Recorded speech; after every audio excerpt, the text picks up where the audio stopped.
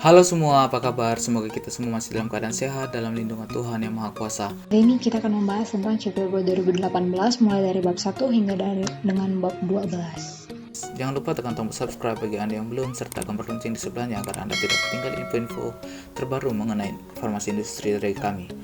Semoga video ini bermanfaat buat kita semua dan selamat menyaksikan.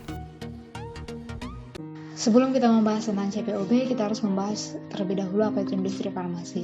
Industri farmasi adalah badan usaha yang memiliki izin dari Menteri Kesehatan untuk melakukan kegiatan pembuatan obat atau bahan obat. Beroperasi, industri farmasi ini harus menjalankan CPOB untuk mencapai mutu obat yang diinginkan. Anggap saja ini adalah sebuah calon industri farmasi. Kenapa saya katakan calon? Karena belum resmi izinnya di Menteri Kesehatan. Untuk mengajukan izin usaha maka perlu dilengkapi beberapa persyaratan. Yang pertama adalah harus berbadan hukum PT. Kemudian si calon industri farmasi tadi juga harus memiliki rencana investasi. Yang berikutnya adalah si calon industri farmasi tadi juga harus memiliki izin lokasi dari Pemda setempat. Kemudian adanya kesediaan dari 3 orang apoteker warga negara Indonesia yang masing-masing nantinya akan bertindak sebagai penanggung jawab produksi, penanggung jawab QC, dan penanggung jawab QA. Kemudian tidak kalah penting sudah memiliki RIP, rencana induk pembangunan. Kemudian yang terakhir adalah industri farmasi juga tadi sudah harus mengantongi dokumen AMDAL atau analisis dampak lingkungan. Kira-kira apa dampaknya dan dampak apa saja yang ditimbulkan dengan adanya industri farmasi tadi bagi lingkungan hidup di sekitarnya. Kemudian salah satu pesan yang saya tambahkan adalah bahwa komisaris atau direksi dari calon industri farmasi tadi tidak pernah terlibat dalam pelanggaran peraturan perundang-undangan baik secara langsung maupun tidak langsung di bidang kefarmasian. Nah, setelah syarat-syarat tersebut lengkap, maka calon industri farmasi tadi kemudian mengajukan permohonan izin prinsip kepada Menteri Kesehatan melalui Kepala Dinas Kesehatan Provinsi setempat melalui SEKI, Direktur Jenderal Farmasi dan Alat Kesehatan, kemudian memeriksa kelengkapan persyaratan calon industri farmasi tadi. Apabila surat-suratnya sudah lengkap, maka Menteri Kesehatan mengeluarkan izin prinsip yang berlaku selama 3 tahun untuk diberikan kesempatan kepada calon industri farmasi tadi memenuhi persyaratan dari CPOB yang telah ditetapkan. Nah, untuk izin prinsip ini dikenakan biaya sebesar Rp1 juta yang diserahkan kepada kas negara sebagai penerimaan negara bukan pajak. Selanjutnya, calon industri farmasi tadi kemudian melakukan berbagai persiapan seperti pembangunan sesuai dengan RIP, kemudian melakukan pemasangan dan instalasi peralatan seperti AHU, air handling unit, water system, mechanical and electrical, dan sebagainya. Kemudian juga melakukan berbagai persiapan hardware, misalnya mesin-mesin produksi, alat-alat, dan sebagainya, juga software seperti prosedur-prosedur, dokumen-dokumen udah disiapkan semuanya. Kemudian industri farmasi juga melakukan persiapan SDM yang diperlukan, termasuk bagaimana melakukan training, bagaimana melakukan pelatihan, bagaimana melakukan kualifikasi personil dan sebagainya, termasuk menetapkan 3 orang apoteker sebagai penanggung jawab serta memberikan laporan perkembangan triwulan kepada Menteri Kesehatan. Nah, setelah semua persiapan tadi rampung atau selesai, maka calon industri farmasi tadi kemudian melaporkan kesiapan untuk diinspeksi kepada Kementerian Kesehatan melalui Kepala Dinas Kesehatan Provinsi setempat dengan tembusan kepada Kepala Badan POM atau Balai POM setempat untuk melakukan inspeksi kepada calon industri farmasi tadi sudah benar-benar siap untuk memenuhi seluruh persyaratan yang ditetapkan dalam buku CPOB atau tidak. Jika belum, maka industri farmasi tadi diberikan kesempatan untuk mengajukan CAPA corrective action and preventive action atas temuan-temuan atau ketidaksesuaian yang ditemukan oleh auditor dari Badan POM maupun Balai POM setempat. Jika semua sudah memenuhi persyaratan, maka Badan POM kemudian mengeluarkan rekomendasi kepada Menteri Kesehatan untuk menerbitkan surat izin usaha industri farmasi, sedangkan Badan POM kemudian mengeluarkan sertifikat CPOB. Sertifikat CPOB inilah yang nantinya digunakan oleh industri farmasi untuk mengajukan nomor izin edar bagi produk yang dihasilkan sesuai dengan sediaan obat yang disertifikasi.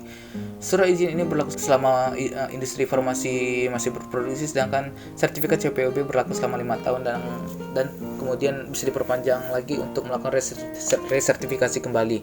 Untuk kedua surat izin ini dikenakan biaya yang besarnya ditentukan oleh Kementerian Keuangan yang bisa Anda lihat di buku coklat maupun di buku peraturan perundang-undangan. Badan POM beberapa tahun terakhir ini telah menerapkan apa yang disebut dengan sertifikasi dalam rangka percepatan sertifikasi CPOB, sehingga semua kegiatan sertifikasi dapat dilakukan secara online atau melalui SSS Online Single Submission. Latar belakang dari kebijakan ini adalah untuk mendukung kemudahan berusaha bagi pelaku usaha dan juga meningkatkan pelayanan publik. Dengan izin usaha ini kemudian industri farmasi tadi berhak untuk melakukan pengajuan permohonan nomor izin edar ke Badan POM. Kegiatan pengajuan izin edar tersebut seringkali disebut dengan proses registrasi.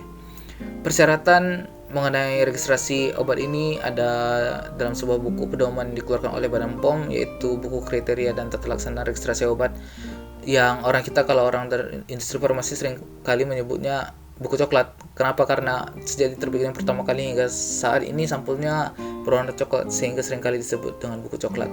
Nah, dasar hukum dalam pelaksanaan peraturan perundang-undangan tersebut adalah Undang-Undang Nomor 36 Tahun 2019 tentang Kesehatan, Permenkes Nomor 1799 Tahun 2010 tentang Industri Farmasi, Permenkes Nomor 1010 Tahun 2008 tentang registrasi obat. Nah, ini merupakan dasar hukum dari pelaksanaan registrasi obat di Indonesia. Kemudian dalam pelaksanaan registrasi obat diatur dalam Peraturan Kepala Badan Pengawas Obat dan Makanan Nomor 24 Tahun 2017 tentang kriteria dan tata laksana registrasi obat. Di dalam peraturan ini disebutkan bahwa obat yang diedarkan di wilayah Indonesia wajib memiliki izin edar. Untuk memperoleh izin edar harus dilakukan registrasi. Registrasi diajukan oleh pendaftar kepada Kepala Badan POM. Tujuan dari registrasi ini adalah untuk terutama memberikan perlindungan yang optimal kepada masyarakat dari peredaran obat yang tidak memenuhi persyaratan efikasi, keamanan mutu, serta kemanfaatannya. Registrasi obat ini juga bertujuan untuk menaikkan daya saing produk-produk Indonesia dibandingkan produk dari luar. Karena dengan adanya registrasi ini maka kita bisa mencari obat-obat yang beredar di Indonesia sehingga bisa menumbuhkan pertumbuhan ekonomi dan serta memiliki akses ketersediaan obat yang diperlukan di Indonesia. Kemudian dalam registrasi obat, syarat obat yang dapat memiliki izin edar, efikasi atau meyakinkan, dan keamanan yang memadai, proses produksi memenuhi persyaratan CPOB, penandaan berisi informasi yang lengkap, objektif, sehingga tepat, rasional, dan aman. Syarat tambahannya sesuai dengan kebutuhan nyata dan harga terjangkau. Proses registrasi obat diajukan oleh pendaftar, yaitu industri farmasi, ke Badan POM. Dibagi ada 3 kategori: registrasi obat baru, obat variasi, dan registrasi ulang. Dilakukan dalam 2 tahap, pre-registrasi dan registrasi. Nah, kalau dilihat dari kategori tadi ada 3 kategori, yaitu registrasi baru ada 3 kategori. 1 itu obat baru dan produk biologi termasuk produk biologi sejenis. Kategori 2 obat kopi. Kategori 3 persediaan lain yang mengandung obat. Kemudian kategori registrasi variasi. Kategori 4 variasi mayor, kategori 5 variasi minor yang memerlukan persetujuan dari Badan POM, kategori 6 variasi minor dengan notifikasi. Kemudian registrasi ulang yaitu kategori 7. Nah, inilah jalur registrasi dan evaluasi obat yang ada di dalam Badan POM. Memang agak ruwet kalau dilihat dari skema ini. Intinya adalah pendaftar melakukan proses praregistrasi dengan melakukan konsultasi kepada Badan POM. Kemudian dengan diterbitkannya hasil praregistrasi, kemudian dari hasil prareg ini kemudian dilakukan proses pendaftaran obat, yaitu proses registrasi obat. Kemudian dari situ bisa dibedakan apakah termasuk kategori obat baru dan produk biologi ataukah produk obat kopi. Kalau produk obat baru dan produk biologi ini akan dilakukan penilaian oleh Komnas VOC, yaitu penilaian obat jadi. Penilaian obat jadi di Badan POM termasuk di situ bagaimana penilaian efikasi dan keamanannya, apakah masih fase klinik dan sebagainya. Nah, biasanya dalam proses penilaian ini si industri farmasi tadi diundang ke Badan POM untuk menyampaikan presentasi kemudian dan sebagainya. Prosesnya sangat dinamis sekali di sini. Mungkin banyak data-data yang diperlukan, uji-uji yang diperlukan dan sebagainya. Nah, dari evaluasi tadi kemudian dapat disimpulkan bahwa apakah memenuhi persyaratan atau tidak. Kalau memenuhi persyaratan maka akan dilakukan proses penilaian penandaan. Kalau sediaan sudah oke, kemudian barulah diterbitkan nomor izin edarnya atau NIE-nya. Jika dari hasil penilaian Komnas VOC tadi tidak memenuhi persyaratan maka akan dikembalikan lagi ke pendaftar untuk dilengkapi berbagai macam persyaratan yang diperlukan. Demikian proses yang dilakukan oleh Badan POM. Dan ini memerlukan waktu yang sangat panjang sekali. Untuk obat baru bisa antara 2-3 tahun baru keluar nomor registrasinya, sedangkan untuk obat kopi mungkin lebih cepat karena tidak memerlukan banyak dokumen yang diperlukan. Secara garis besar ini adalah alur preregistrasi obat kopi yang dilakukan oleh Badan POM. Yang pertama kali kita harus lakukan login dulu di sistem Aero di Badan POM, kemudian mendaftarkan obat yang dipreregkan untuk mendapatkan SPB atau surat perintah bayar melalui online, kemudian mendapatkan surat perintah bayar dan nota pembayaran melalui bank yang ditunjuk di Badan POM. Kemudian kita mengupload bukti bayar tadi, kemudian dari Badan POM dilakukan verifikasi bukti bayar yang kita lakukan. Kemudian kita harus mengisi formulir praregistrasi obat kopi dan upload dokumen-dokumen yang diperlukan. Nah, setelah diupload kemudian dilakukan proses evaluasi di Badan POM. Kemudian setelah semua dianggap lengkap, maka kita pun diminta untuk melakukan permintaan dan penyerahan tambahan data juga di situ. Bisa jadi datanya kurang atau sebagainya. Setelah konsultasi kemudian keluarlah yang disebut dengan praregistrasi atau HPR. Dari HPR ini kemudian kita melakukan proses, yaitu proses registrasi obat kopi, di mana pada pertama kali kita harus login dulu di sistem Aero-nya di Badan POM, kemudian memilih HPR yang akan dilanjutkan ke proses registrasi. Dari situ kemudian kita mendapatkan SPB lagi, yaitu surat perintah bayar untuk proses registrasi obat di Badan POM dengan pembayaran melalui bank yang ditunjuk. Kemudian kita upload dulu bukti bayar, kemudian melakukan verifikasi bayar di Badan POM, kemudian melengkapi checklist dan formulir registrasi obat kopi dan upload dokumen-dokumen yang diperlukan. Nah, disinilah biasanya kita melakukan proses evaluasi di Badan POM untuk melihat apakah dokumen yang kita upload tadi sudah lengkap apa belum. Pada proses ini kita juga terkadang banyak dimintain dokumen-dokumen tambahan. Nah, setelah semuanya lengkap, barulah Badan POM akan mengeluarkan apa yang disebut dengan persetujuan izin edar, tergantung dari produk yang kita registrasikan tadi. Prosesnya sangat panjang sekali, seperti yang saya sampaikan tadi, antara 2-3 tahun untuk setiap produk yang kita daftarkan ke Badan POM, karena menyangkut berbagai macam dokumen penilaian agar obat diberi nomor izin edar oleh Badan POM betul-betul terjamin khasiatnya, terjamin keamanannya, dan terjamin kualitasnya, sehingga tidak membahayakan masyarakat Indonesia. Kemudian ini adalah elemen CPOB 2018, CPOB terbaru yang merupakan CPOB kelima yang diterapkan oleh seluruh industri farmasi di Indonesia. Dalam CPOB terbaru ini ada 12 bab yang akan kita bahas satu persatu. Yang pertama adalah CPOB. CPOB adalah kegiatan untuk menjamin obat itu dibuat secara konsisten, menjamin obat memenuhi persyaratan sesuai dengan tujuan penggunaannya, meliputi aspek produksi dan pengendalian mutu. Sistem mutu, prinsipnya memberikan arahan kebijakan tentang mutu, manajemen mutunya, tindakan sistematis untuk melaksanakan sistem mutu. Cara pembuatan obat yang baik dalam sistem mutu adalah untuk menghindarkan atau menghilangkan risiko yang tidak dapat dideteksi melalui serangkaian tes. Kemudian pengawasan mutu. Pengawasan mutu bertujuan untuk bagian daripada CPOB yang berfokus pada pelaksanaan pengujian terhadap lingkungan, fasilitas, bahan, komponen, dan produk sesuai dengan standar. Kemudian pengkajian mutu produk, membuktikan konsistensi proses kesesuaian dari spesifikasi bahan awal, bahan pengemas, dan obat jadi untuk melihat tren dan mengidentifikasi perbaikan yang diperlukan untuk produk dan proses. Personalia, prinsipnya adalah pembuatan yang benar mengandalkan sumber daya manusia yang terkualifikasi. Seluruh personil hendaklah memahami CPOB. Kualifikasinya berpengalaman, dapat pelatihan yang banyak, tidak dibebani tanggung jawab, berkualitas. Industri farmasi juga harus memiliki struktur organisasi dan tugas spesifikasi. Di industri farmasi, personel kunci dipegang oleh apoteker yang pernah waktu. Di industri farmasi, apoteker memiliki peranan penting sebagai penanggung jawab kepala produksi, penanggung jawab kepala bagian manajemen mutu, kepala penanggung jawab pengawasan mutu. Nah, kepala bagian produksi ini bertanggung jawab memastikan bahwa obat yang diproduksi dan disimpan sesuai prosedur, memberikan persetujuan kerja yang terkait dengan produksi. Kemudian kepala bagian pengawasan mutu menyetujui atau menolak bahan awal, bahan pengemas produk antara produk ruangan dan produk jadi, memastikan seluruh pengujian, kemudian memberikan persetujuan dan memantau semua kontrak, analisis, dan sebagainya. Kemudian kepala bagian pemastian mutu, yaitu memastikan penerapan dan bila diperlukan membentuk sistem mutu, memprakarsai pembentukan acuan mutu perusahaan, memprakarsai dan berpartisipasi dalam pelaksanaan audit internal dan audit eksternal dan sebagainya. Bangunan dan fasilitas, tujuannya yaitu menurunkan risiko terjadinya kekeliruan dan kesalahan lain, memudahkan pembersihan, sanitasi, dan perawatan, menghindari dampak lain yang dapat menurunkan mutu obat.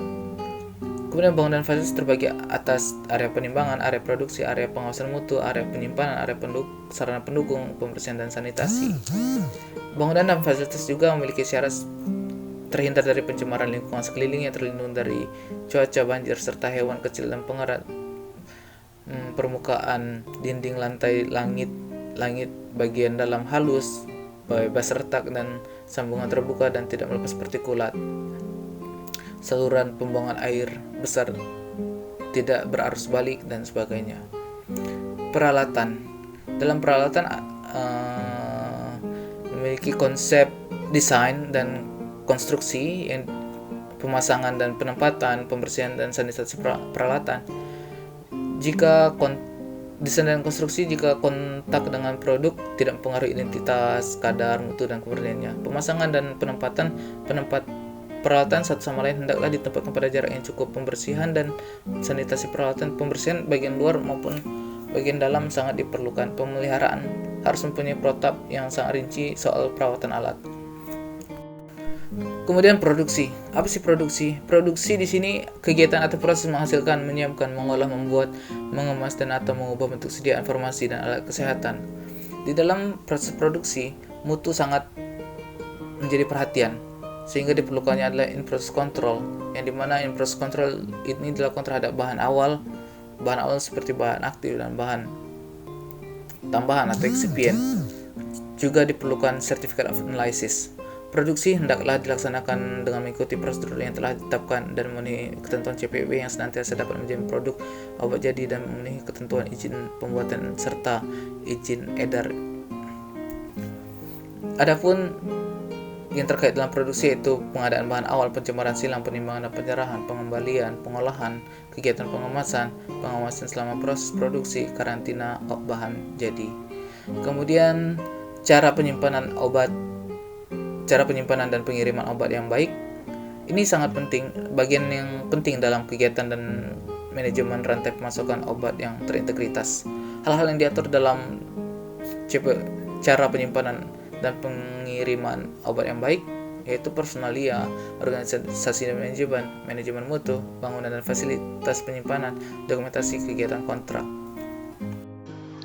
Selanjutnya kita akan bahas tentang pengawasan mutu. Nah, pengawasan mutu ini merupakan bagian dari CPOB yang berhubungan dengan pengambilan sampel, spesifikasi, pengujian, serta termasuk pengaturan, dokumentasi, dan prosedur kelulusan yang memastikan bahwa semua kegiatan yang relevan telah dilakukan dan bahan tidak diluluskan untuk dipakai atau produk diluluskan untuk dijual sampai mutunya dibuktikan persyaratan.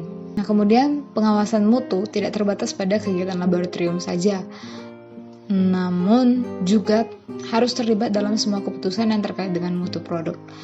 Nah, di mana bagian pengawasan mutu harus bersifat independen atau tidak bergantung dengan bagian produksi atau merupakan bagian dari sistem manajemen mutu dalam upaya menjamin produk yang dihasilkan. Kemudian tugas dari Departemen QC pengawasan mutu. Yang pertama adalah pemeriksaan bahan awal. Nah, pemeriksaan bahan ini memastikan bahwa bahan awal untuk produksi obat memenuhi spesifikasi yang ditetapkan untuk identifikasi, kekuatan, kemurnian, kualitas, dan keamanannya. Yang kedua, tugasnya ada pengawasan selama proses produksi atau yang biasa dikenal in-process control atau IPC. Nah, ini memastikan bahwa tahapan-tahapan proses produksi obat telah dilakukan sesuai dengan prosedur yang telah ditetapkan. Kemudian yang ketiga, tugasnya ialah evaluasi prosedur produksi dan kajian catatan produksi.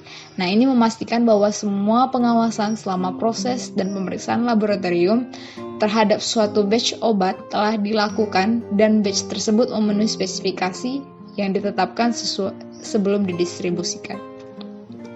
Kemudian tugas yang terakhir adalah program stabilitas, di mana suatu batch obat memenuhi persyaratan mutunya selama waktu peredaran yang telah ditetapkan. Kemudian cakupan-cakupan pengawasan mutu yang dijelaskan di CPOB.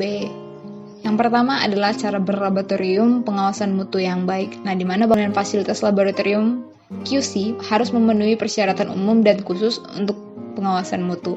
Peralatan laboratorium tidak boleh dipindah untuk menghindari kontaminasi silang. Kemudian lab mikrobiologi harus diatur sedemikian rupa untuk meminimalkan kontaminasi silang. Personel, bangunan, dan fasilitas serta peralatan laboratorium sesuai dengan jenis dan skala kegiatan pembuatan. Kemudian cakupan yang kedua yaitu pengambilan sampel, di mana sampel itu harus mewakili batch bahan atau produk yang sampelnya diambil. Nah, sampel lain dapat diambil untuk memantau bagian proses berkondisi terkrisis, biasanya di awal atau di akhir. Terus kemudian pengambilan sampel tiap wadah sampel diberi label. Kemudian cakupan yang ketiga yaitu pengujian, di mana metode analisis divalidasi, terus hasil pengujian terhadap atribut mutu kritis dibuat tren dan dicek untuk memastikan masing-masing konsisten, kalkulasi diperiksa dengan kritis, pengawasan selama proses dilakukan sesuai metode. Dan yang cakupan terakhir yaitu program stabilitas pasca pemasaran. Nah, tujuannya untuk memantau produk selama masa edar dan untuk menentukan bahwa produk tetap memenuhi spesifikasi selama dijaga dalam kondisi penyimpanan yang tertera, jumlah batch dan frekuensi pengujian memberikan data yang cukup jumlahnya untuk melakukan analisis tren, kemudian holes atau tren atipikal yang signifikan harus diselidiki. Inspeksi diri. Nah, inspeksi diri ini adalah audit yang dilakukan oleh orang dalam organisasi sendiri untuk memastikan pemenuhan terhadap CPOB dan peraturan pemerintah. Nah, tujuan inspeksi diri ini adalah mengevaluasi apakah semua aspek produksi dan pengawasan mutu industri farmasi memenuhi ketentuan CPOB. Nah, sementara audit mutu merupakan pelengkap dari inspeksi diri, di mana suatu inspeksi dan penilaian independen terhadap seluruh atau sebagian dari sistem mutu dengan tujuan untuk meningkatkan sistem mutu tersebut. Nah, tujuan lain dari inspeksi diri yaitu mendeteksi. Jadi dari apa yang sudah dikerjakan, apa yang bisa dilakukan untuk perbaikan dari CPOB tersebut. Kemudian bisa menjadi dasar sebagai penetapan tindakan perbaikan. Nah, hal yang perlu diperhatikan dalam inspeksi diri yang pertama, program inspeksi diri harus dirancang untuk mendeteksi kelemahan dalam pelaksanaan CPOB dan menerapkan tindakan perbaikan. Yang kedua, inspeksi diri itu harus dilakukan secara independen dan rinci oleh petugas yang kompeten dari perusahaan yang dapat mengevaluasi penerapan CPOB secara objektif. Kemudian inspeksi diri itu harus dilakukan secara rutin. Semua saran untuk tindakan perbaikan harus dilaksanakan. Terakhir, proses dan catatan inspeksi diri harus didokumentasikan dan dibuat program tindak lanjut yang efektif. Nah, dalam pelaksanaan inspeksi diri itu harus ada protap atau instruksi tertulis. Kemudian tim inspeksi diri penanggung jawab harus QA manager. Kemudian anggota tim harus dipilih personil yang pertama menguasai CPOB dan mengetahui cara penerapannya. Kemudian dia harus berpengalaman pada bidangnya, dan yang ketiga dia independen dari bagian yang diinspeksi. Kemudian anggota tim dapat ditunjuk dari bagian QA sendiri atau personil yang berpengalaman dari bagian lain perusahaan. Jumlah anggota tim tergantung dari kebutuhan masing-masing perusahaan, tapi minimal tuh 3 orang. Tim ini harus terdiri dari tenaga teknis yang berkompeten dan memiliki kesadaran tinggi akan pentingnya pemastian mutu dalam kegiatan pembuatan obat.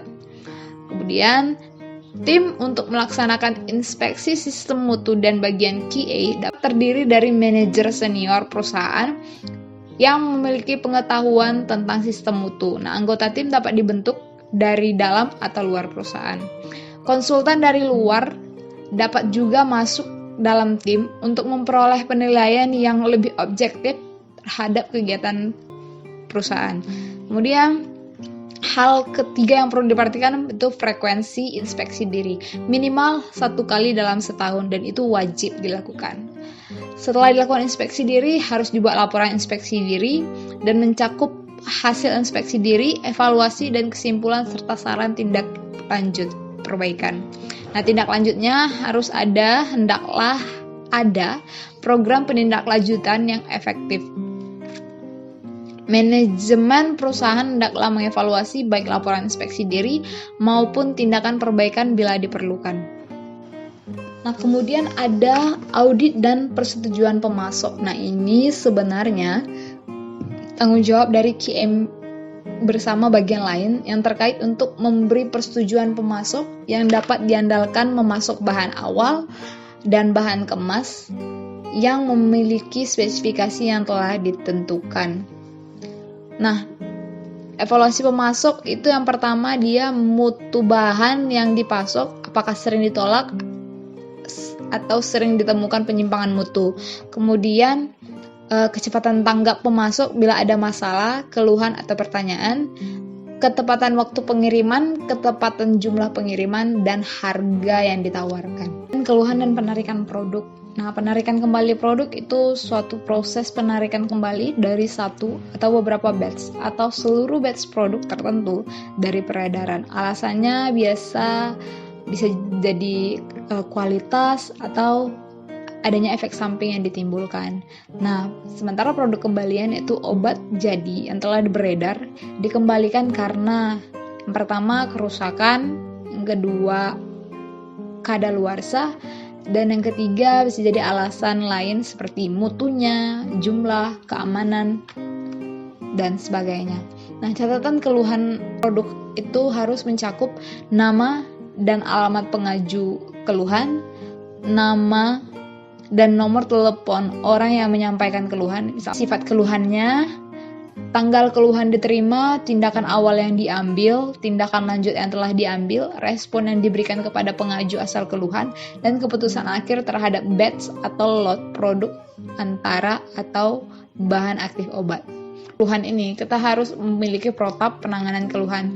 Kemudian kita harus memberikan tindakan lanjut, apakah tindakan perbaikan, apakah dilakukan penarikan produk kembali atau tindakan lain yang tepat. Kemudian penanganan keluhan, laporan dan hasil evaluasi harus dicatat dan dilaporkan dan harus dikaji secara berkala. Penarikan produk kembali itu harus dievaluasi secara berkala. Kemudian keputusan penarikan kembali itu harus diprakarsai oleh pabrik farmasi yang pembuat, baik dari Departemen QA atau QC serta dari BPOM. Nah, akibatnya dari keputusan penarikan kembali ini bisa terjadi penundaan atau bahkan penghentian pembuatan produk. Nah, catatan dan laporan penarikan kembali produk itu harus didokumentasi. Produk yang ditarik harus diidentifikasi dan ditempatkan secara terpisah. Kemudian tindakan pengamanan harus didahulukan. Dokumentasi yang baik merupakan bagian yang esensial dari sistem pemastian mutu dan merupakan kunci untuk pemenuhan persyaratan CPOB. Banyak jenis dokumen dan media yang digunakan dan harus sepenuhnya ditetapkan dalam sistem mutu industri farmasi. Nah, tujuan dari sistem dokumentasi itu adalah untuk membangun, mengendalikan, memantau, dan mencatat semua kegiatan yang secara langsung atau tidak langsung berdampak pada aspek kualitas obat. Pelaksanaan dokumentasi yang tepat harus diterapkan sesuai dengan jenis dokumennya. Nah, pengendalian yang sesuai itu juga harus memastikan keakuratan, integritas, ketersediaan, dan keterbacaan dokumen. Dokumen itu harus bersifat bebas dari kesalahan dan tersedia secara tertulis. Istilah tertulis berarti tercatat atau terdokumentasi di media tempat data dapat diberikan dalam bentuk yang mudah terbaca oleh manusia. Ada dua jenis dokumentasi utama yang digunakan untuk mengelola dan mencatat pemenuhan CPOB. Yang pertama itu prosedur atau instruksi yang berupa petunjuk atau persyaratan. Contohnya ada dokumentasi spesifikasi, dokumen produksi, prosedur, protokol, baik protokol kualifikasi, validasi, uji stabilitas, dan lain-lain. Dan yang terakhir adalah perjanjian teknis. Nah, jenis yang kedua adalah catatan dan laporan. Bisa berupa catatan, sertifikasi analisis, dan laporan-laporan. Pencatatan yang ditulis tangan hendaklah jelas, terbaca, dan tidak mudah terhapus. Semua perubahan yang dilakukan terhadap pencatatan pada dokumen itu harus ditandatangani dan diberi tanda dan diberi tanggal. Kegiatan alih daya. Aktivitas yang tercakup dalam pedoman CPOB yang dialih-dayahkan harus didefinisikan, disetujui, dan dikendalikan dengan benar untuk menghindari kesalahpahaman yang dapat menghasilkan produk atau pekerjaan dengan mutu yang tidak memuaskan. Nah, kegiatan alih daya itu harus dibuat kontrak tertulis antara pemberi kontrak dan penerima kontrak yang secara jelas itu harus menentukan peran dan tanggung jawab masing-masing pihak. Sistem mutu industri farmasi dari pemberi kontrak itu harus menyatakan secara jelas prosedur pelulusan tiap batch produk untuk diedarkan yang menjadi tanggung jawab penuh kepala pemastian mutu. Kegiatan alih daya itu merupakan tanggung jawab industri farmasi terhadap Badan POM dalam pemberian izin edar dan izin industri farmasi. Kontrak tertulis itu harus dibuat meliputi semua kegiatan adidaya, produk atau pekerjaan, dan semua pengaturan teknis terkait. Aturan untuk kegiatan adidaya itu termasuk usulan perubahan teknis atau perubahan lain itu harus sesuai dengan peraturan regulasi dan izin edar untuk produk yang terkait. Nah, pembuatan obat adidaya di Indonesia hanya dapat dilakukan oleh industri farmasi yang memiliki sertifikasi CPOB yang berlaku diterbitkan oleh BPOM. Yang terakhir, kualifikasi dan validasi. Berikut ada rangkaian kualifikasi dan validasi. Jadi kalibrasi itu dilakukan untuk alat ukur, kualifikasi untuk peralatan, bangunan, dan sistem penunjang lainnya, verifikasi untuk sistem, alat, prosedur, dan validasi. Ada prosedur pembuatan, prosedur analisis seperti uji kimia, uji mikrobiologi, uji kimia untuk validasi pembersihan. Ada metode pembersihan dan ada yang sistem. Apa itu kalibrasi? Jadi kalibrasi itu untuk membuktikan bahwa suatu alat ukur berfungsi sesuai dengan spesifikasi yang ditetapkan dan bekerja dengan konsisten. Nah, dalam pelaksanaannya harus tersedia prosedur kalibrasi, kalibrator yang merujuk pada standar nasional sebagai pembanding, jadwal kalibrasinya kapan, dokumentasi pelaksanaan pencatatan hasil kalibrasi. Nah, kalibrasi dapat dilakukan secara internal atau melalui badan atau institusi yang menyediakan jasa kalibrasi. Nah, kualifikasi. Kualifikasi itu validasi terhadap mesin atau peralatan digunakan. Jadi kualifikasi itu suatu pembuktian bahwa peralatan atau mesin yang digunakan dalam suatu proses akan selalu memberikan hasil yang memenuhi kriteria yang diinginkan secara konsisten. Jadi tahap kualifikasi ada kualifikasi desain atau design qualification, kualifikasi instalasi atau installation qualification, ada kualifikasi operasional atau operational qualification, dan yang terakhir ada kualifikasi kinerja atau performance qualification. Nah,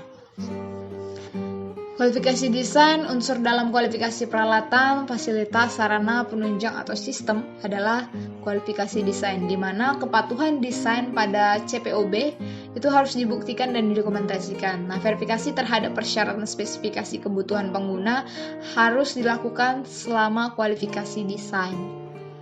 Jadi kualifikasi desain itu bisa termasuk untuk memenuhi pemahaman pelaksanaan, persyaratan mutu produk, ketentuan pemerintah, ketentuan CPOB, dan kebutuhan pemakai. Kemudian dalam kualifikasi desain kita akan mengenal yang namanya FAT atau SAT atau Factory Acceptance Testing atau Site Acceptance Testing. Nah, evaluasi terhadap peralatan di lokasi pemasok dilakukan sebelum pengiriman, terutama jika menyangkut teknologi baru atau teknologi yang kompleks. Terus konfirmasi sebelum pemasangan peralatan yang dilakukan untuk melihat kesesuaian peralatan dengan SKP atau spesifikasi fungsional di lokasi pemasok.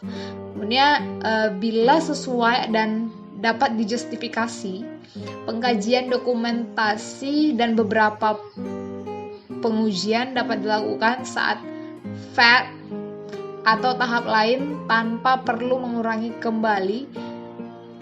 kembali di lokasi pabrik pada saat kualifikasi instalasi atau kualifikasi operasional, jika dapat ditunjukkan bahwa fungsinya tidak terpengaruh oleh transportasi dan pemasangan. Kemudian FAT dapat dilengkapi dengan pelaksanaan SAT, evaluasi terhadap peralatan setelah peralatan diterima di lokasi pabrik. Nah, kemudian lanjut kita ke kualifikasi instalasi. Kualifikasi instalasi itu dilakukan terhadap peralatan, fasilitas, sarana penunjang atau sistem untuk melihat apakah semua bagian mesin sudah terpasang dengan baik. Jadi, kualifikasi instalasi itu mencakup namun tidak terbatas pada verifikasi kebenaran instalasi komponen, instrumentasi peralatan, pemipaan, dan peralatan penunjang sesuai dengan gambar teknis dan spesifikasi. Kemudian verifikasi kebenaran instalasi terhadap kriteria yang telah ditentukan.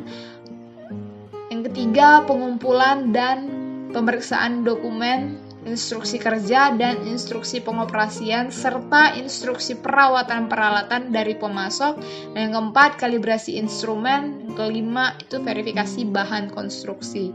Setelah kita kualifikasi instalasi, ada namanya kualifikasi operasional. Ini dilakukan untuk melihat apakah mesin yang terpasang dapat berfungsi dengan baik.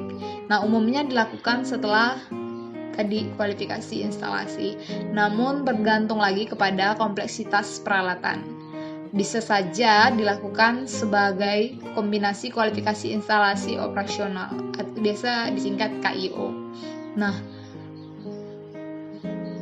kualifikasi operasional ini mencakup yang pertama, pengujian yang dikembangkan berdasarkan pemahaman proses, sistem, dan peralatan untuk memastikan sistem beroperasi sesuai desain. Yang kedua, pengujian untuk mengkonfirmasi bahwa operasi atas dan batas operasi bawah dan atau kondisi terburuk. Nah, penyesuaian kualifikasi operasional yang benar harus digunakan untuk memfinalisasi prosedur operasional dan prosedur pembersihan, pelatihan operator, dan persyaratan perawatan preventif. Ada kualifikasi kinerja. Jadi ini dilakukan untuk melihat kinerja dari mesin terpasang. Umumnya dilakukan setelah kualifikasi instalasi dan kualifikasi operasional berhasil. Namun, mungkin dalam beberapa kasus pelaksanaannya bisa bersamaan dengan kualifikasi operasional atau validasi proses.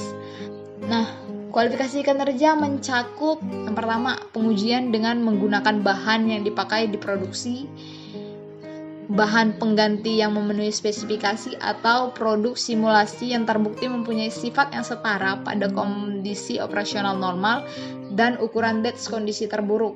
Yang kedua ada yaitu lakukan justifikasi terhadap frekuensi pengambilan sampel yang digunakan untuk mengonfirmasi pengendalian proses. Dan yang terakhir ada pengujiannya itu harus mencakup tentang operasional proses yang diinginkan, kecuali jika tersedia bukti terdokumentasi dari tahap pengembangan yang telah mengkonfirmasi rentang operasional. Terus ada yang namanya kualifikasi ulang. Jadi kualifikasi ulang ini dilakukan evaluasi terhadap peralatan, fasilitas, sarana penunjang, dan sistem secara berkala untuk memastikan bahwa status kualifikasi tetap terkendali. Bila diperlukan kualifikasi ulang dan dilakukan pada periode waktu tertentu, periode harus dijustifikasi dan kriteria untuk evaluasi itu harus ditetapkan. Kemungkinan perubahan kecil dari waktu ke waktu itu harus dikaji resikonya, apakah memerlukan kualifikasi ulang atau tidak. Kualifikasi sarana penunjang.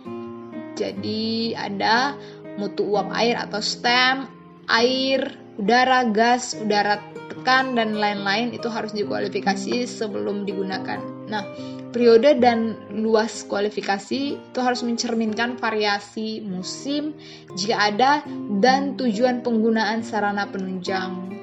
Penilaian resiko itu harus dilakukan jika ada kemungkinan kontak langsung dengan produk, misalnya sistem token utara, atau kontak tidak langsung, misalnya melalui alat penukar panas untuk mitigasi resiko kegagalan. Next itu ada validasi dan verifikasi. Jadi validasi itu apa? Validasi itu suatu cara untuk memastikan bahwa proses pembuatan mampu menghasilkan produk jadi yang memenuhi standar mutu yang ditetapkan secara konsisten. Bukti terdokumentasi yang menunjukkan bahwa langkah-langkah proses kunci memberi hasil yang berulang, reproducible. Dan proses yang tervalidasi yaitu proses yang telah dibuktikan berfungsi sesuai dengan yang diharapkan. Ketentuan validasi proses. Jadi sebenarnya yang berubah di CPOB 2018 itu adalah validasi proses. Nah, ketentuan validasi proses itu dilakukan minimum 3 batch secara berurut. Kenapa? Karena satu batch berhasil artinya bisa jadi itu keberuntungan. 2 batch itu kebetulan 3 batch baru terkonfirmasi atau tervalidasi. Nah, pendekatan validasi proses yang kita kenal ada 3, prospektif, retrospektif, dan concurrent. Nah, prospektif itu berarti sebelum produk diedarkan. Jadi itu berlaku untuk produk-produk baru dan produk yang mengalami modifikasi pada proses produksinya. Dan kemudian ada validasi concurrent. Ya, ini berlaku untuk dilakukan terhadap produk yang diproduksi secara rutin dan sudah diedarkan. Terus untuk produk yang diproduksi sekali-sekali atau yang biasa disebut dengan orphan drugs. Validasi retrospektif. Validasi dari suatu proses untuk suatu produk yang telah dipasarkan berdasarkan akumulasi data produksi, pengujian, dan pengendalian batch. Prinsip kualifikasi validasi. CPOB mempersyaratkan industri farmasi pertama, mengendalikan aspek kritis kegiatan yang dilakukan. Berarti dia harus dikendalikan melalui kualifikasi dan validasi sepanjang siklus hidup produk dan proses. Yang kedua, tiap perubahan yang direncanakan terhadap fasilitas, peralatan, sarana penunjang, dan proses yang dapat mempengaruhi mutu produk itu harus dikaji, didokumentasikan secara formal, dan dampak pada status validasi atau strategi pengendaliannya.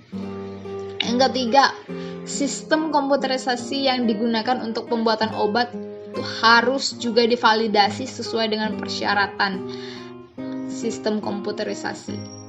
Dan terakhir, konsep dan pedoman yang relevan yang dikaji dalam ICH Q8, Q9, Q10, dan Q11 itu harus juga diperhitungkan.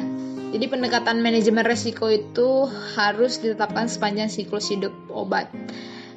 Sebagai bagian dari sistem manajemen risiko mutu, keputusan mengenai cakupan dan luas kualifikasi validasi fasilitas, peralatan, sarana penunjang, dan proses harus didasarkan pada penilaian risiko yang dijustifikasi dan didokumentasikan. Validasi retrospektif itu tidak lagi dianggap sebagai pendekatan yang dapat diterima. Data pendukung kualifikasi dan atau studi validasi yang diperoleh dari sumber di luar program industri dapat digunakan dengan syarat pendekatan ini telah dijustifikasi dan ada jaminan yang memadai bahwa pengendalian telah dilakukan saat pengendalian alih data tersebut. Validasi proses itu ada 3. Validasi proses tradisional, verifikasi proses kontinu, dan pendekatan hibrida. Jadi tradisional ini, dalam pendekatan secara tradisional berarti sejumlah batch produk diproduksi dalam kondisi rutin untuk memastikan reprodusibilitas. Nah, kemudian jumlah batch yang diproduksi dan jumlah sampel yang diambil itu tanpa mengurangi persyaratan yang ditetapkan CPOB, pada umumnya minimal produksi 3 batch berturut-turut dalam kondisi rutin dapat merupakan validasi proses. Protokol validasi proses harus disiapkan dengan menjelaskan pertama, parameter kritis selama proses, kemudian kriteria keberterimaan, dan protokol validasi proses harus mencakup hal-hal yang telah ditetapkan. Kemudian verifikasi proses kontinu. Pertama itu untuk produk yang dikembangkan berdasarkan pendekatan quality by design. Jadi selama proses pengembangan telah ditetapkan secara ilmiah strategi pengendalian yang memberikan tingkat kepastian mutu produk yang tinggi, maka verifikasi proses secara kontinu dapat dilakukan sebagai alternatif untuk validasi proses tradisional.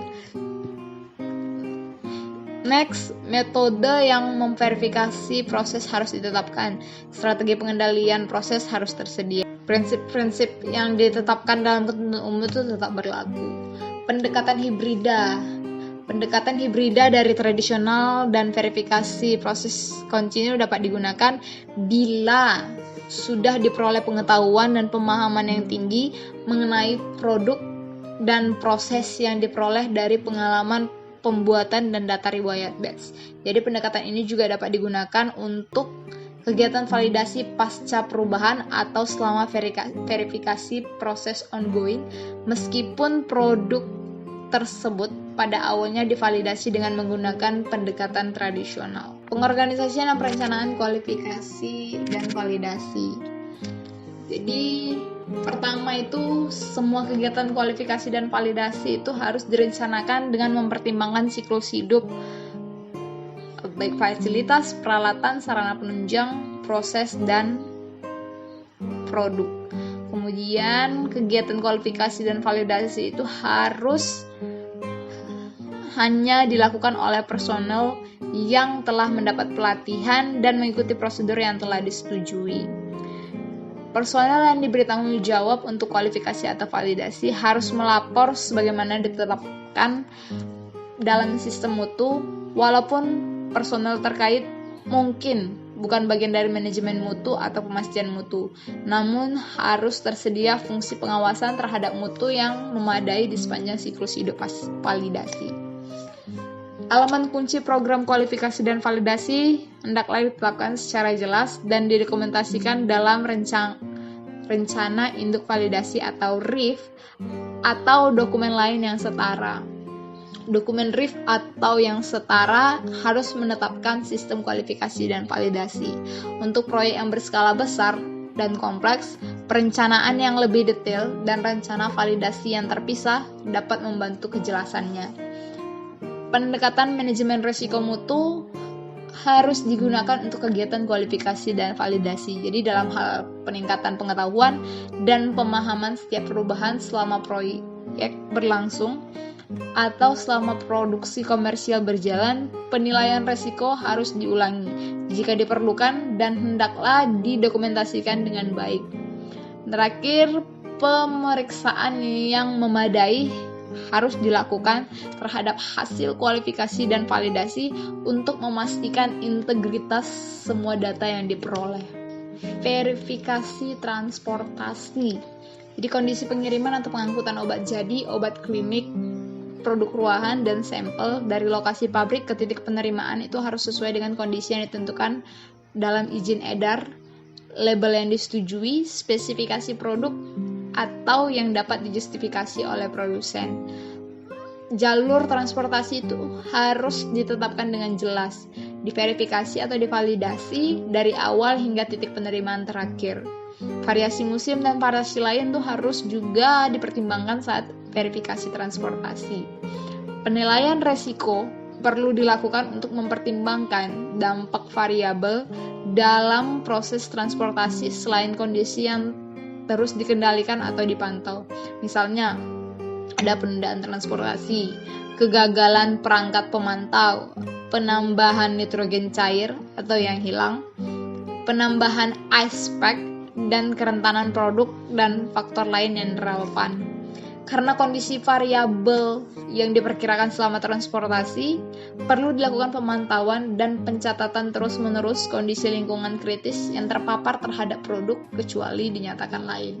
Ada juga validasi metode analisis. Jadi semua metode analisis yang digunakan itu dalam kualifikasi, validasi, atau pembersihan itu harus divalidasi dengan batas deteksi dan kuantifikasi yang ditetapkan seperti yang dijelaskan pada pengawasan mutu.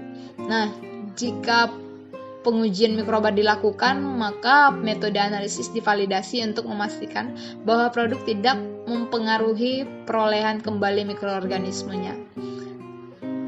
Bila pengujian mikroba permukaan dilakukan di ruang bersih, harus dilakukan validasi pada metode analisis untuk memastikan bahwa bahan sanitasi tidak mempengaruhi perolehan kembali mikroorganisme. Kemudian ada yang disebut dengan validasi pembersihan. Validasi pembersihan dilakukan untuk mengkonfirmasi efektivitas prosedur pembersihan peralatan yang kontak dengan produk. Bahan simulasi dapat digunakan dengan justifikasi ilmiah yang sesuai. Bila peralatan sejenis dikelompokkan bersama, dibutuhkan justifikasi untuk menentukan peralatan yang akan divalidasi. Pemeriksaan kebersihan secara visual merupakan bagian penting dan kriteria keberterimaan dalam validasi pembersihan. Umumnya penggunaan kriteria ini secara berdiri sendiri tidak dapat diterima. Jadi pembersihan yang diulang dan uji ulang sampai diperoleh hasil residu yang memenuhi syarat tidak dianggap sebagai pendekatan yang dapat diterima. Disadari bahwa penyelesaian program validasi pembersihan memerlukan waktu dan pelaksanaan validasi melalui verifikasi pembersihan setelah setiap batch produksi mungkin diperlukan untuk beberapa produk, misalnya obat uji klinik. Harus tersedia cukup data hasil verifikasi untuk mendukung kesimpulan bahwa peralatan tersebut bersih dan dapat digunakan lebih lanjut. Nah, selanjutnya pengelolaan limbah industri. Industri farmasi seperti yang kita ketahui, sebagaimana juga industri lainnya, memiliki potensi pencemaran lingkungan, baik itu pencemaran udara, air, maupun tanah sebagai akibat pembuangan limbah dari industri farmasi itu sendiri. Baik itu limbah cair, limbah padat, maupun limbah gas yang berupa asap, debu, serta gangguan suara atau kebisingan. Dengan berbagai timbulnya pencemaran tersebut, maka kualitas lingkungan akan turun. Nah, bagaimanakah pengelolaan limbah industri farmasi sehingga keberadaannya tidak justru merugikan bagi masyarakat dan juga makhluk hidup yang berada di lingkungan tersebut? Pengelolaan lingkungan adalah upaya terpadu dalam pemanfaatan dan penataan, pengawasan, pengendalian, pemulihan, serta pembangunan lingkungan. Kegiatan-kegiatan industri sebagaimana industri farmasi memiliki potensi terjadinya pencemaran lingkungan. Dengan timbulnya pencemaran tersebut, maka kualitas lingkungan akan turun sedemikian rupa dan tidak dapat berfungsi lagi sesuai dengan diperuntukannya. Akibat dari penurunan kualitas lingkungan tersebut akan dapat mempengaruhi kehidupan manusia dan makhluk hidup lainnya. Oleh karena itu, pengendalian pencemaran sebagai salah satu upaya pengendalian lingkungan menjadi sangat penting dan harus dilaksanakan terutama dalam menyongsong di era yang semakin maju saat ini. Dalam pengelolaan limbah industri ada keuntungan yang didapat. Ada juga kerugian yang didapat. Keuntungan atau hal positif yang timbul berupa membuka lapangan kerja, meningkatkan pendapatan asli daerah melalui pajak, meningkatkan roda ekonomi di sekitar lokasi industri, wujud nyata pembangunan di bidang kesehatan untuk menyediakan obat. Nah, kerugian atau hal negatif yang ditimbulkan berupa pencemaran limbah padat, pencemaran limbah cair, adanya kebisingan atau getaran, yang dimana harus dikelola sedemikian rupa sehingga dampak yang tidak diinginkan tidak terjadi. Nah, tujuan pengelolaan limbah yang pertama adalah mewujudkan pembangunan yang berwawasan lingkungan, mengidentifikasi dampak besar dan penting dari suatu kegiatan di industri farmasi, meminimalkan dan mengendalikan dampak-dampak negatif yang dimana dapat menyebabkan penurunan kualitas lingkungan, mengamati atau memantau interaksi industri lingkungan sekitar. Nah, berikut dokumen pengelolaan lingkungan hidup. Setiap rencana atau kegiatan yang menimbulkan dampak besar dan penting terhadap lingkungan hidup wajib dilengkapi dokumen AMDAL. Dokumen AMDAL terdiri dari KANDAL, yaitu kerangka acuan ANDAL, yang dimana merupakan hasil pelingkupan yang disepakati oleh pemrakarsa atau penyusun AMDAL atau komisi AMDAL. Kemudian ANDAL, yaitu analisis dampak lingkungan, adalah telaah secara cermat dan mendalam tentang dampak besar dan penting suatu kegiatan yang direncanakan. Kemudian RKL, yaitu rencana pengelolaan lingkungan, berisi dokumen yang memuat untuk mencegah, mengendalikan, dan menanggulangi dampak besar dan penting terhadap lingkungan akibat suatu kegiatan. Nah, kemudian RPL, yaitu rencana pemantauan lingkungan.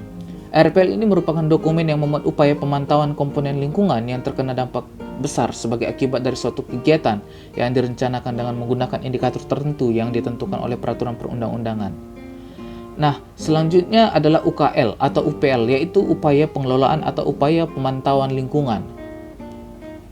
Sedangkan SPPL, yaitu surat pernyataan pengelolaan lingkungan yang dilakukan terhadap dokumen non-AMDAL atau UKL atau UPL. Nah, dokumen-dokumen tersebut diharapkan meningkatkan dampak positif dan meminimalkan dampak negatif dalam pengelolaan lingkungan hidup. Selanjutnya, kegunaan dan manfaat AMDAL. Bagi pemerintah, kegunaan dan manfaat AMDAL yang pertama, sebagai alat pengambil keputusan tentang kelayakan lingkungan dari suatu kegiatan. Kemudian merupakan bahan masukan dalam perencanaan pembangunan wilayah. Kemudian mencegah terjadinya kerusakan SDA, sumber daya alam, dan kelestarian lingkungan hidup. Selanjutnya, kegunaan dan manfaat AMDAL bagi masyarakat. Yang pertama, dapat mengetahui rencana pembangunan di daerahnya. Yang kedua, dapat mengetahui perubahan lingkungan yang akan terjadi, baik manfaat atau kerugian. Yang ketiga, mengetahui hak dan kewajiban terkait pengelolaan lingkungan hidup. Kemudian bagi industri, kegunaan dan manfaat AMDAL yang pertama, mengetahui masalah-masalah lingkungan yang akan dihadapi. Kemudian sebagai pedoman untuk pelaksanaan pengelolaan dan pemantauan lingkungan. Kemudian mencegah terjadi konflik terkait masalah lingkungan. Demikianlah teman-teman semua bahasan kita tentang pengelolaan limbah di industri farmasi. Pembangunan industri farmasi merupakan salah satu wujud dari pembangunan di bidang kesehatan yang tentunya memiliki peran strategis dalam pengadaan obat-obatan dalam rangka peningkatan pelayanan kesehatan kepada masyarakat. Namun, di samping perannya untuk membangun kesehatan masyarakat, tentunya kegiatan industri farmasi memiliki potensi untuk menimbulkan berbagai dampak terhadap lingkungan, baik terhadap aspek fisik, kimiawi, biologi, serta aspek sosial, ekonomi, dan budaya. Nah, menyadari bahwa setiap kegiatan pembangunan dapat menimbulkan dampak, baik dampak positif maupun dampak negatif, maka dari sinilah peran penting kita sebagai apoteker di industri farmasi untuk bisa melakukan perspektif pembangunan berwawasan dengan lingkungan, di mana dampak-dampak negatif yang mungkin timbul kita kurangi sekecil mungkin. Sedangkan dampak yang positif yang dihasilkan harus kita kembangkan semaksimal mungkin. Baiklah, sekian pembahasan kita kali ini. Jangan lupa like, comment, dan subscribe. Thank you for watching.